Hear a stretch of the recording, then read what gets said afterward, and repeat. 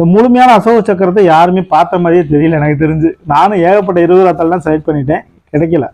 அதே மாதிரி தாள் வந்து டேமேஜ் ஆகக்கூடாது, அழுக்கு இருக்கக்கூடாது, ஃப்ரெஷ்ஷாக இருக்கணும்னா அப்போ நம்ம பிரிண்டில் தான் அடிக்கணும், வேறு வழி இல்லை.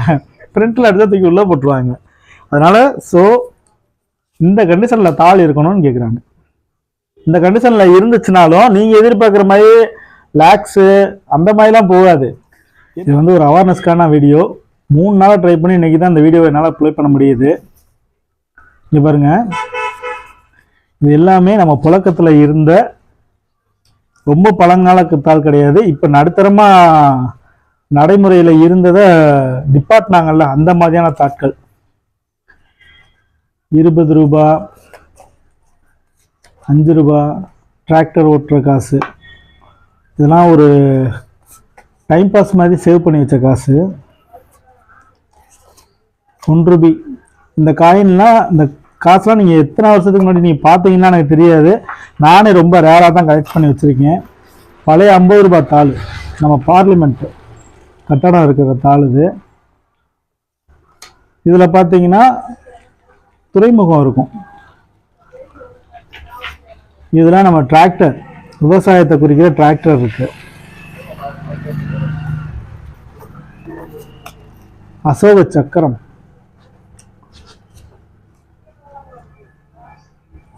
இருபத்தாளில் அதுலேயே 2 வெரைட்டி இருக்கும்.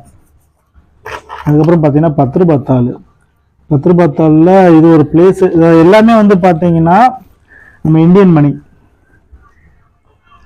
சரியா? இதில் என்ன அவேர்னஸ்ன்னு கேட்டிங்கன்னா மீதி வீடியோவும் இப்போ ஃபுல்லாக பார்த்துருங்க.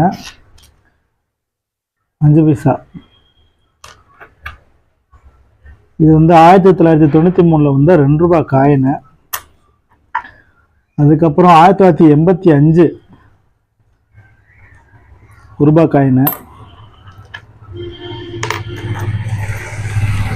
அதுக்கப்புறம் இது எந்த வருஷம்னு தெரியல சரியா, ஆனால் ரொம்ப பழைய காயின் இது.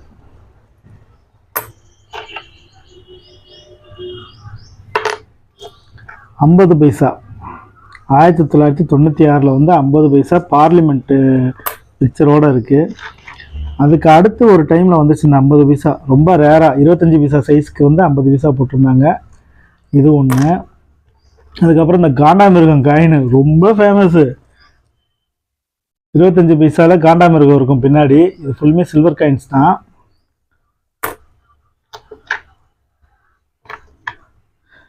இந்த 50 பைசா பார்லிமெண்ட் இருக்காது. இதில் வந்து ஒரு பின்னாடி லோகோ மட்டும்தான் போட்டிருப்பாங்க. இதெல்லாம் எதுக்கு இப்போ காமிக்கிறேன்னா, இப்போ நிறையா குரூப் பார்த்தீங்கன்னா உட்கார்ந்த இடத்துல எவனடா ஏமாற்றி சம்பாதிக்கலாம்னே திடுறாங்க. இதை யோசிக்காமல் கொள்ளாமல் பணத்தை கொண்டு போய் இதில் போட்டு எடுக்க முடியாதுன்ற பட்சத்தில் அதுக்கப்புறம் அது வந்து தற்கொலை வரைக்கும் போகுது.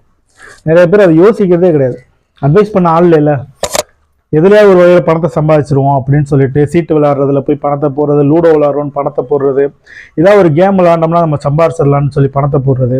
இல்லையா இந்த மாதிரியான பழங்கால பொருட்கள் யார்ட்டையாவது இருந்துச்சுன்னா சொல்லுங்கள், அதை நாங்கள் வந்து நல்ல ரேட்டுக்கு வாங்கிக்கிறோம், ஆனால் எங்களுக்கு வந்து இவ்வளோ எண்ணிக்கையில் வேணும் அப்படின்னு சொல்லி ஒரு அறிவிப்பை பார்த்துட்டு அதை வாங்குறது. இந்த ஓஎல்எக்ஸு, அதுக்கப்புறம் பார்த்தீங்கன்னா இன்ஸ்டாகிராமு, யூடியூப் வீடியோஸு, அதுக்கப்புறம் மெயினாக பார்த்தீங்கன்னா ரீல்ஸு நிறையா வருது. நானும் ஒவ்வொரு டைமும் ஒவ்வொரு அவேர்னஸ் பண்ணிகிட்டே தான் இருக்கேன். ஆனாலுமே பார்த்தீங்கன்னா நம்மளுடைய சேனல் வந்து ரொம்ப பெரிய சேனல்லாம் கிடையாது, சும்மா டைம் பாஸ்க்கு ஓடிட்டு இருக்குன்றனால நிறைய பேர் ஷேர் பண்ணுறது கிடையாது. பார்ப்பீங்க, அதை அப்படியே விட்டுருவீங்க. ஷேர் பண்ணாதான் இன்னொருத்தவங்களுக்கு, ஒரு சிலருக்கு வந்து அந்த விஷயங்கள் தெரிய ஆரம்பிக்கும். இவ்வளோ காயின் இவ்வளோ தாள் வச்சுருக்கேன் பார்த்தீங்களா, இது எல்லாமே என்னுடைய டைம் பாஸ்க்கு நான் கலெக்ட் பண்ண காசு தான்.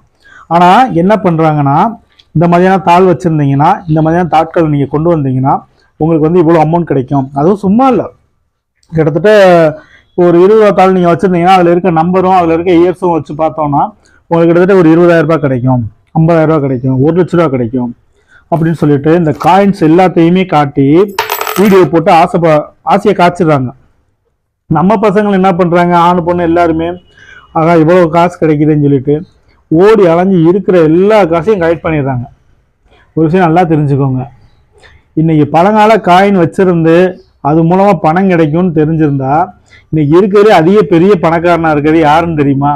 ஞாயிற்றுக்கிழமை சந்தையில் கடை வச்சிருக்காங்களாம். இதெல்லாம் என்கிட்ட இருக்கிறதெல்லாம் சும்மா சுசுப்பி, இங்கே போய் பாருங்க, தட்டுத்தட்டா காயினாக இருக்கும். இந்த காயின்லாம் நானே பார்த்ததில்ல, நம்ம தாத்தாக்களே பார்த்துருக்காத காயின்லாம் நிறையா வச்சுருக்காங்க. ஒவ்வொன்றுக்கும் ஒரு அமௌண்ட்டு. அதை நான் இல்லைன்னு சொல்லலாம், மறுக்கலை.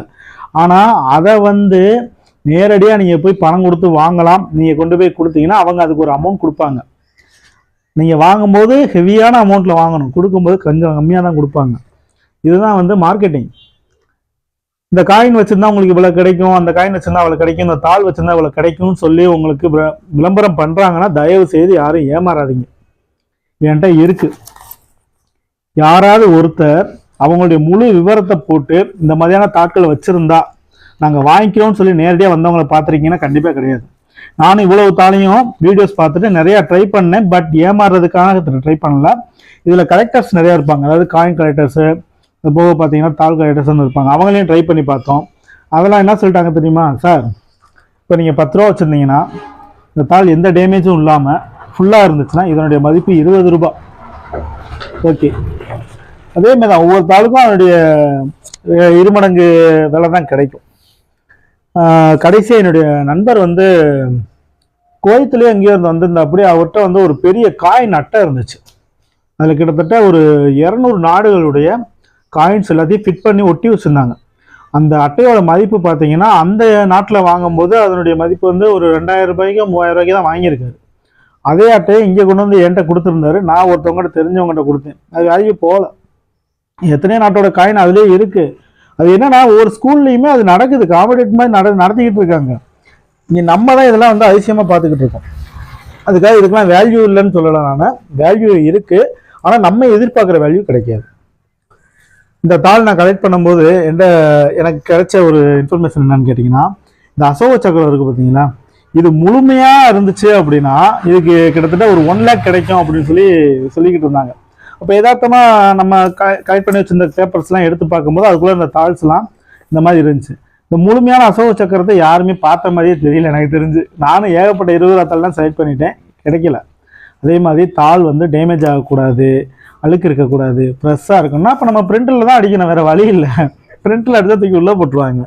அதனால் இந்த கண்டிஷனில் தாள் இருக்கணும்னு கேட்குறாங்க. இந்த கண்டிஷனில் இருந்துச்சுனாலும் நீங்கள் எதிர்பார்க்குற மாதிரி லேக்ஸு அந்த மாதிரிலாம் போகாது. என்ன இப்போ இந்த 1 ரூபா தாளோட மதிப்பு என்னன்னு கேட்டிங்கன்னா ஒரு 25 ரூபீஸ்க்கு போகும்னு நினைக்கிறேன். எனக்கு தெரிஞ்ச அப்ராக்சிமேட்டாக நான் சொல்கிறேன். ஆனால் இது எவ்வளோ போகுன்றது எனக்கு தெரியாது. சப்போஸ் யாராவது காயின் கலெக்டர்ஸ் யாராவது இருந்தீங்கன்னா என்கிட்ட இருக்க தாள் இதுதான். ஒரு 1 ரூபி, அதுக்கப்புறம் 20 ரூபீஸு, அடுத்து ஒரு 20 ரூபீஸு, அடுத்து 5 ரூபீஸில் டிராக்டர் ஓடினதில் 2 3 இருக்குது. இதுலேயே பார்த்தீங்கன்னா இந்த பக்கம் 2மே டிராக்டர் இருக்கும். பட் ஃப்ரண்ட் பேஜ் பார்த்தீங்கன்னா ஒன்றில் காந்தி இருப்பார், ஒன்றில் வந்து காந்தி இருக்க மாட்டார். காந்தி இல்லாத ரூபா நோட்டு. இது நானே இப்போ தான் பார்க்குறேன், யதார்த்தமாக தான் பார்க்குறேன். எந்த வருஷம் எங்கே போட்டிருக்காங்கன்னு தெரியல வருஷத்தை.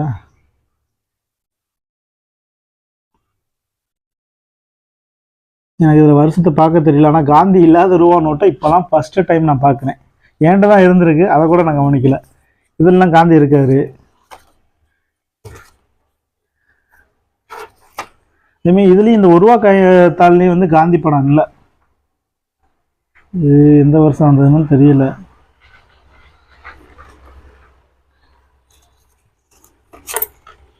அதேமாதிரி இந்த 10 ரூபா தாள்லேயும் காந்தி இல்லை, இதுலேயுமே காந்தி இல்லை, எதுலேயும் இல்லை. இதெல்லாம் ஒரே டைமில் வந்து நம்பராக இருக்கும். இந்த தாள்லையும் இல்லை. உள்ளே வந்து காந்தி தாத்தா ஃபேஸ்லாம் தெரியல.